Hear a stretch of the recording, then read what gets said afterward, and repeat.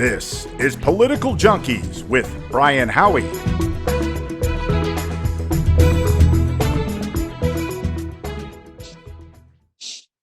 Hi again, everyone. It's Brian Howie. Welcome back to Political Junkeez, the podcast for those hooked on politics. We're a little remote today. We're outside of the famed Sticky Paws studio in Las Vegas. I'm actually in Ohio, and my guest, who he has been on this show many, many times, and when we need to bring in the heavy hitters, this is who we bring in.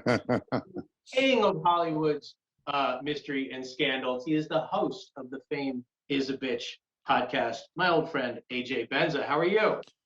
I'm doing well, my friend. I wish I could see you in person and give you a nice Italian hug and a kiss, but this will have to do. Well, let's start off with that. If you can't give a Italian hug and a kiss to a woman you work with anymore, can you do it man to man, or would that also be a fireable offense, do you think? I think man to man is okay. I'm very happy for the fact that I don't work in an environment where I've got to go to an office and see women and men in cubicles. I'm thrilled that I can sit home and do my podcast, because I don't think I would survive 1 second in the real world. I mean, it's over. You can't tell somebody you look nice in that dress. You just can't, unless you find an old dinosaur of a woman who understands You don't mean any harm. But the rules have all changed, and the world is so much worse right now. Do you think that will come back around and there'll be backlash, and in 10 years it'll be like, remember that time we couldn't compliment each other? Or you think it's gone? No, it's gone. It's gone because the sheep, the people who've accepted all these restrictions and believe the masks and the distance are everything that'll make the world great again, they're not going to come back. And I had my kids with me the other night, and I got really sad because they'll never know what it feels like to walk into a restaurant or a bar like Cheers, where people shout your name out. And I used to go, for 20 years, I'd walk in and out of restaurants and nightclubs, and the kisses and hugs and the pinches on the cheeks and the smacks on the ass, and you look fucking hot, and that's over. It's never going to come back. Never. Even in the restaurants and the bars, it's not going on. No, it's over. It's over, because as long as there are Democrats in the White House, and I don't know when that's going to change. I hope it changes in 2024.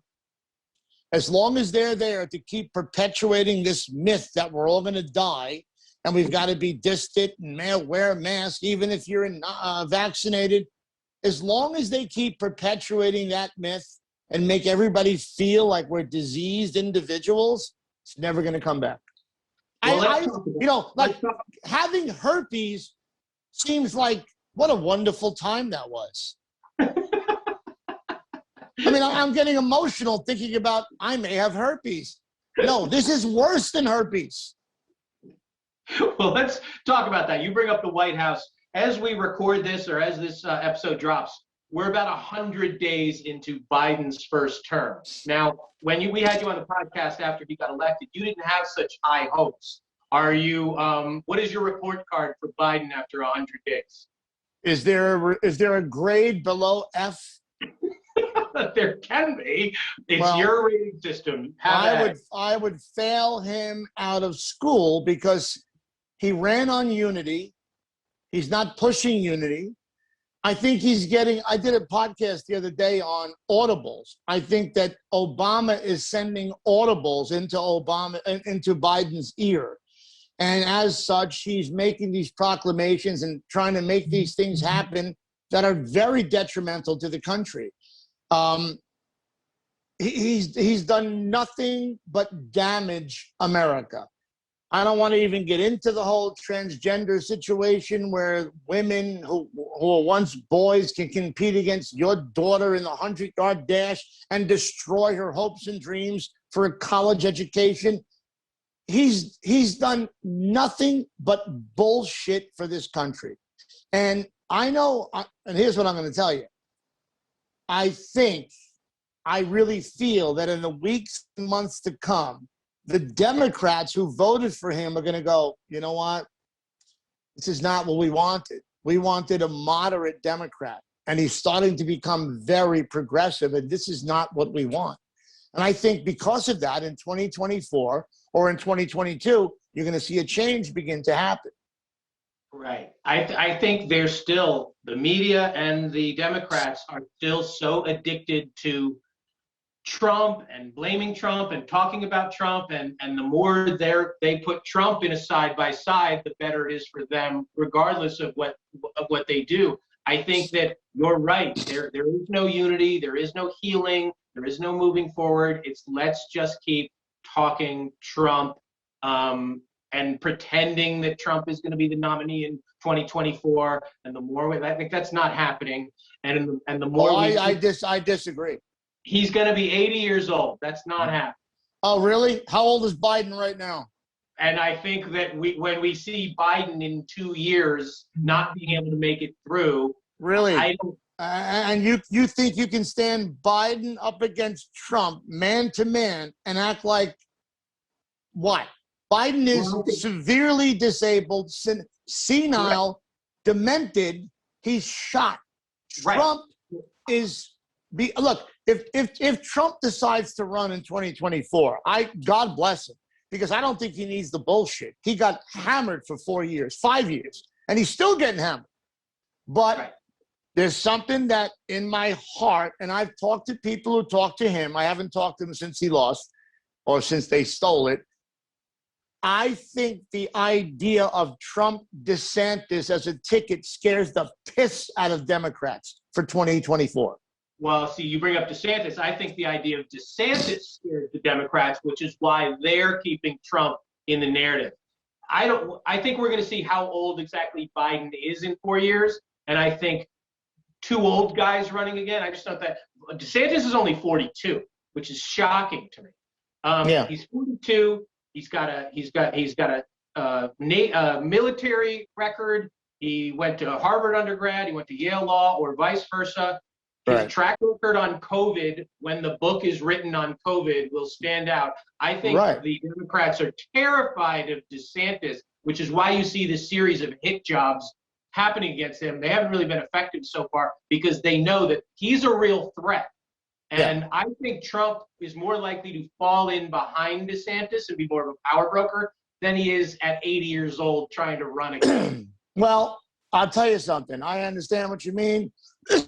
And I understand the age, but if America is sitting here and acting like Biden's age is completely fine to lead a nation, Trump is younger than him now, and we all know he is 1,000 times more of a real man and a healthy man than Joe Biden is. Trump was healthier and better with COVID than Biden is healthy. So in the next 3 years, I know Trump to be a person that just wants to compete and wants to win. And I know for a fact he can't stand what happened with that election. But don't you think Trump would rather say we had the most successful administration ever and we got the vaccine and then they stole the election from us and ride that out than take the chance of losing again? That's a good point. That's a good point, because the deck is certainly stacked against him. But I know competitors, and I know the way Trump is, and like he's always said, he's a counterpuncher. He doesn't like the way that thing ended. He doesn't like it. And if it weren't for COVID, my God, he'd be sailing into his second term with no problem.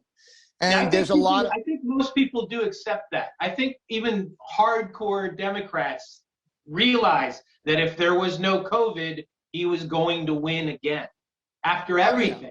He's still going to win. Yeah, it doesn't matter. I mean, people have made all these excuses about his extracurricular activities, and he tried to screw these different girls. At the end of the day, women don't care. At the end of the day, women want to know that a real man is in charge. I don't care who you're married to, what your girlfriend thinks and what she tells her girlfriends, but at the end of the day, they look at a man who walks in the room kicks over the fucking table and takes the hottest chick out of the room by the hair and says, she's mine. Women like that. And women, what started to hurt Trump was when women in suburbia got nervous. They don't like to be nervous. You've got to keep women in suburbia happy because women in suburbia tell their men, I'm not happy. And you've got to keep them feeling safe. And when the world started getting crazy, he needed to do something. Now, when Black Lives Matter was protesting and Antifa was protesting, it got hairy. And Trump started to lose support because what are you doing? You're a president. Do something. Well, Biden's going to face that. He's going to face it a lot in the next coming 3 years if he lasts that long. And I don't think he has the balls to do it. In fact, I don't think what he's giving us right now is what America wants. America wants borders. I don't care who you talk to. We want safe and secure borders. We don't want thousands of people storming in. We don't want it. We don't want an America where you can decide what sex you are before you ride a bike. We want things to be back to normal. And Biden represents this new type of person who's trying to placate all these progressive assholes. And he's lost himself. His son is fucked up, and he's called his son the smartest man I know. He has made more gaffes in the last 2 months than most presidents ever made in 4 years. We're in dire trouble. Right. I think you're right. I think if you want normalcy, Biden was the most normal politician for 40-something years. And by trying to be something that he's not, it's really thrown him out of whack what he's trying to do. But one thing I think he does want to do, and I think every administration for the last 30 years has been talking about doing it, nobody ever pushed it through, and I thought it was the, no offense to an Italian, the sitting meatball there for everybody to take a big bite of, was a giant infrastructure plan. Fix the roads, fix the trains, do all the little things. So they've floated one out there that on the surface seems like a good idea. It'll create millions of jobs, but it is so riddled with pork and strange projects, and climate change agendas, and things that have nothing to do with actual infrastructure that I'm worried that this will also go nowhere. It's going to go nowhere because out of the money that they've put aside for it, only 115 billion, which sounds like a lot of money, only 115 billion out of 2.25 trillion is going toward actual infrastructure. And I know these female politicians are trying to tell you, well, infrastructure also means childcare. No, it doesn't. It means roads and bridges.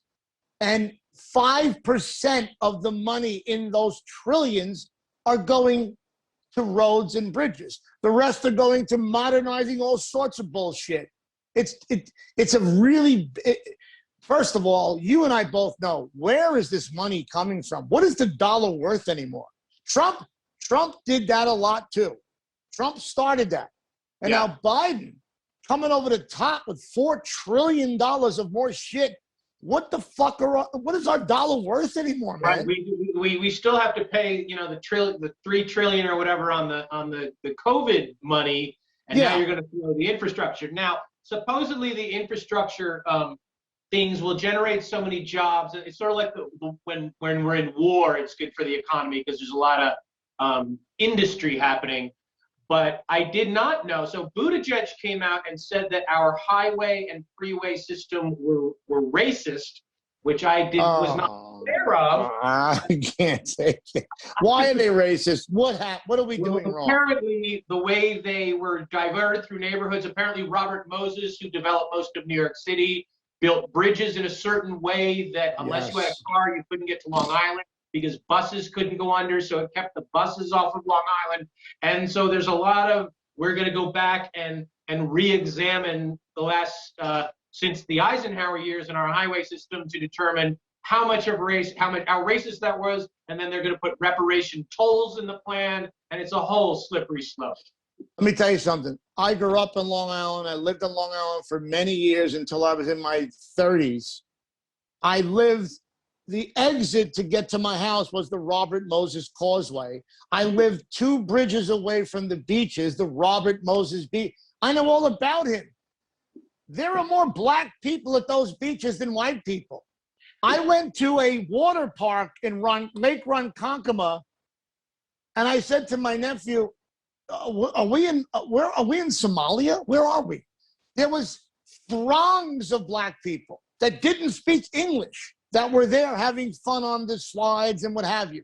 I don't give a fuck what Pete Buttigieg says. Pete Buttigieg wears pussy shorts with padding to get on a bicycle that he keeps in a Suburban so that when he's a half a mile from the Capitol, he can get on and ride the last half mile. He's a fucking pussy. Don't listen to him. I can't take all these new guys. Listen, America has had its problems. We are not the most racist country in the world. Everybody knows it. Americans know it. Black people know it.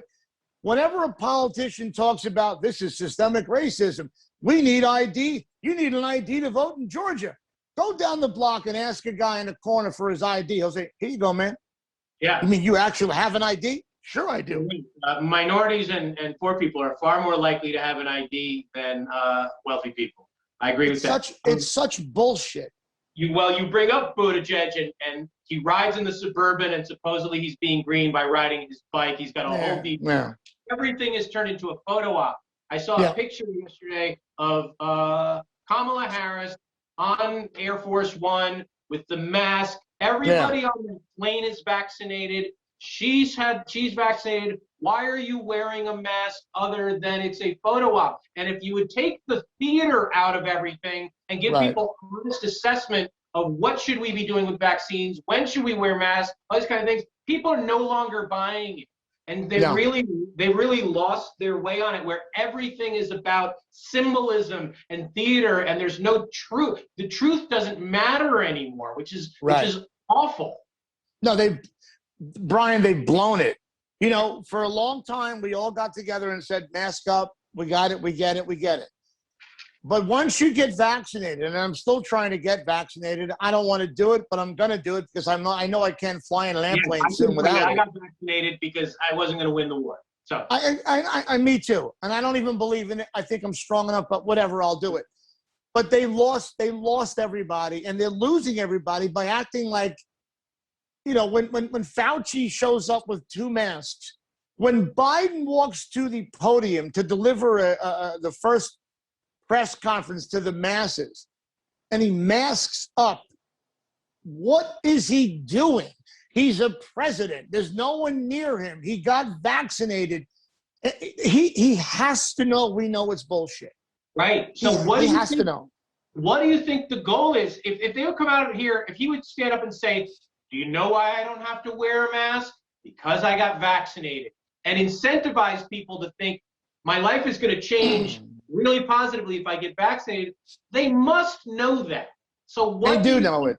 What do you think the logic is behind this double messaging where you got to vax up and mask up and distance and stay locked down forever? What is it? Unfortunately, the logic is to keep the masses under some kind of control, because they don't want anarchy. So if they keep the masses believing that even though you got vaccinated, you heard him say, the mask is patriotic.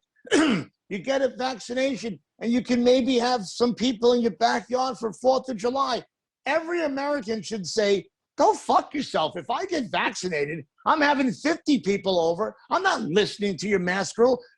You're seeing more and more videos of people in different countries kicking people out with masks, saying, get out of here. We don't need it. They just want to control us. They just want to control us. And you know, the masks are turning out to be bullshit, and the states that are unmasked are totally fine. I just don't understand the amount of people who want to believe that they're not safe and want to believe, like, it really worked on half the country, 40% of the country, where they believe we're all going to die no matter, like, it's, I don't know what happened, and I don't know where that message, and I don't know how that's a positive message for either party to it's do terrible. Fear porn.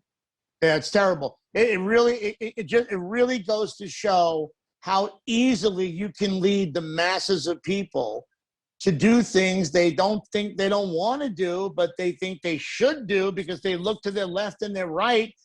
It's scary. I'm not one of those people. I've never been, but I'm going to succumb because I know it's going to be something we have to do anything. But ordinarily, I would never. I've told my people on my podcast, if you're going to go to 7-Eleven or run into a store for a coffee, don't wear a mask. Yeah, same. Go in there and go, I forgot my mask. Give me a little short coffee, and then leave. And they're not going to kick you out. But the more of us who do that, they'll start to realize, like my doctor said, hey, I'll tell you what, the masks are great. No one came in for the flu the last year. I said, yeah, but doc, I miss seeing a pretty girl next to me online. I miss seeing the faces of my boys that I coach in Little League. I'd rather have 2 colds a year and diarrhea once a year than wear a fucking mask so I don't have to see that. I miss humanity. Right. I stopped the second that I got my second vax. I was out on the mask. Unless it's on an airplane where I get I'm not winning that war anytime soon, and it's fine. Right. I'm just like, sorry, I'm vaxxed. I don't blame you. I don't blame you. And I've flown, I know you and I have flown. I see your schedule. I must have flown 20 some odd times in the last 6 months. I fly constantly. I am 9 inches away from somebody on an airplane. Yeah. We take our masks off to eat a pretzel or drink a glass of water. It's all nonsense. The other day, a lady thought I was too close to her in the supermarket because I was putting my stuff on the conveyor belt. And she said, oh my. I said, honey, I'm 7 feet away. The person bagging your shit is 18 inches away. Why aren't you looking to your, it's all arbitrary nonsense. And most people, I hate to tell you, most people are assholes. They really are. What, just to switch topics for a second, because I want to get your take on it. As a Italian from New York, do you have a personal relationship of any kind with Cuomo, with Governor Cuomo? Do you know him? I know Chris. I never liked the Cuomos. I found their father to be, the kind of leader. He was a great speaker. He knew how to handle New York. I found him to be very charismatic. His sons don't have that. And every time they had their little interviews on CNN, I thought it was disgusting, this little back and forth. Mom said this, and I'm going to bring them meatballs and this. I'm Italian, and I'm gonna get really deep into Italian shit right now. Italians don't eat spaghetti and meatballs. We don't put them together. Okay? We make a sauce on Sunday that has meatballs and sauces and braciole. Most of the time, it's rigatoni or ziti. We don't eat meatballs and spaghetti. That's one thing I can't stand. But I know a lot about Chris Cuomo. And I know that he's the kind of, I don't want to get too personal. I know his marriage isn't wonderful. I know he's like tried to step out here and there. And let's just say he's had some fun. He's full of shit. His brother, Andrew, I know them very well. His brother, I will say right now, I'm sure he was a little bit of a grab-asser. He's an old school guy. As I've said in the past, anybody born before 1968 is going to get in trouble at work because we lived a certain lifestyle. Right. But Andrew Cuomo did some really bad things. But I don't think all these things that are coming down on him in a sexual sense are real. I think they're going to get him. They're getting him because of the COVID and the old ladies and the old men. So right. So anybody else, this would be a terrible scandal. So they keep leaking it out. He stays in office, but it's enough of a distraction to distract away from the nursing home stuff and the COVID stuff and how he handled. I'm not even sure that he's not on board with this strategy. We're going to wag the dog and do nothing too serious. I didn't attack anybody, but I'm an old Italian man, and we're affectionate and we compliment, and I do that. Ask this girl what I did. I'm not sure that he's not even running the playbook on this. It's a good point. It's a good point. I think that's happening, and I think that even happened with Hunter Biden and Joe with the book. Remember, months ago, all these things were being leaked out that were so horrible and damaging, and I kind of feel like you know what, Hunter? If you come out and this book is this gut-wrenching tale of your addiction, it'll make most Americans feel for you. And I'll be this father who loved his son despite all the nonsense. I almost feel the same thing is happening with Hunter and Joe. So I know what you mean. It's a good kind of ploy to keep the people away. I agree. I think it's happening on both sides. Yeah, find some friendly journalists, get out there enough, have, you know, very controlled press conferences. I'm sorry, that's how I am. I told her she was pretty. What do you want me to do? Right, and a lot of people are like, yeah, that doesn't sound so bad. And nobody's paying attention to all the dead nursing home people. No, that's not even a talk. That's not even a topic anymore. I mean, thousands of people died, thousands. And he's skating on that, but they're going to put him through the ringer on this sex stuff, which I don't think means a hell of a lot at all. I really don't. I think it's what most men, particularly Italian or Latino men, I'm one of them, we're very affectionate. I'd walk into restaurants and kiss two cheeks and pinch a thigh or a fucking waist. I was one of those guys. And no girl got mad. But 20 years later, they're allowed to get mad if you got millions of dollars and you're a public official.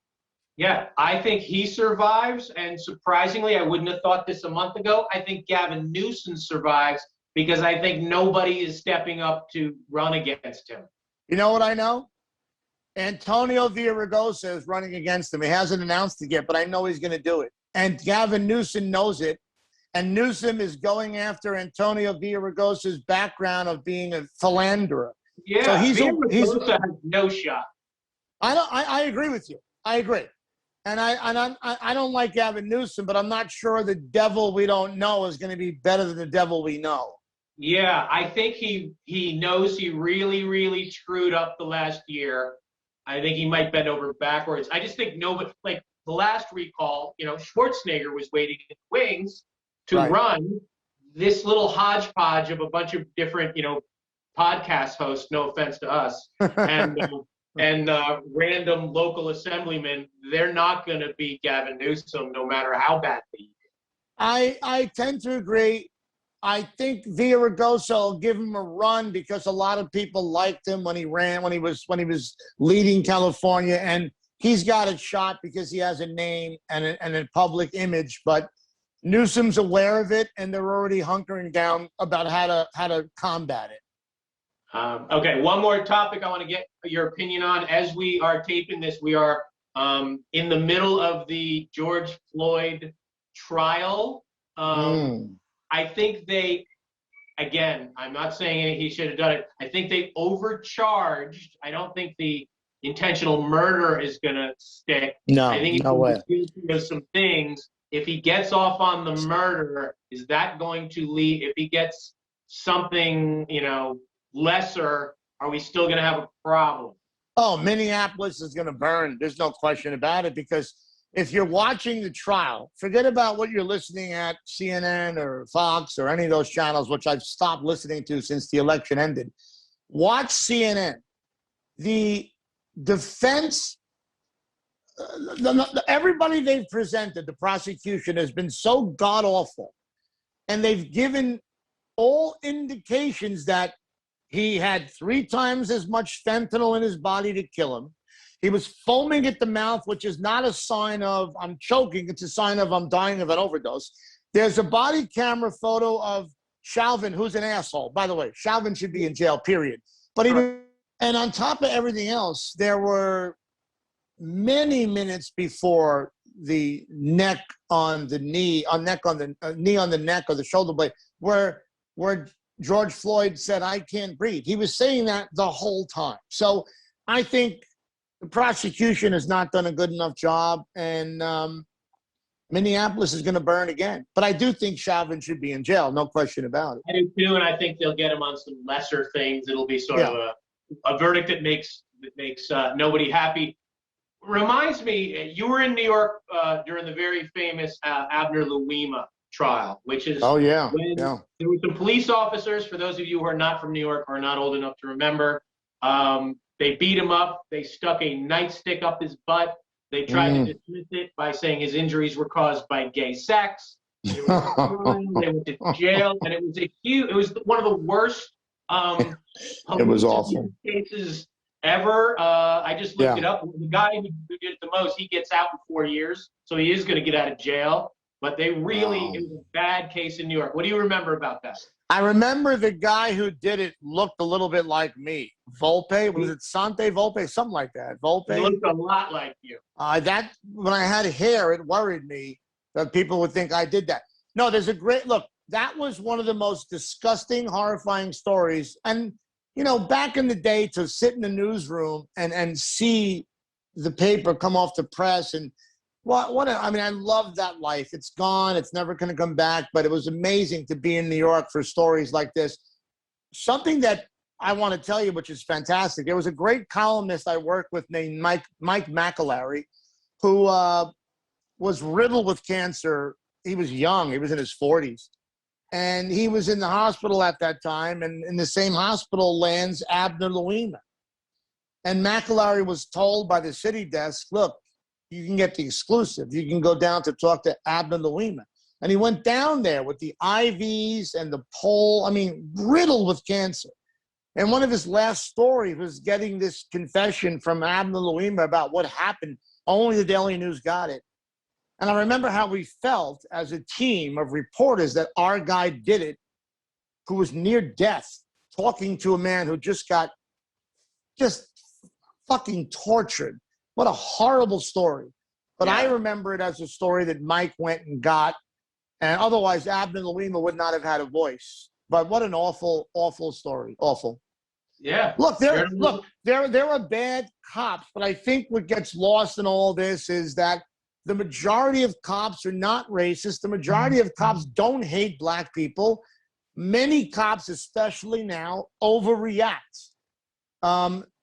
There's a lot of overreaction going on with emotions because America is changing rapidly and no one knows how to act anymore.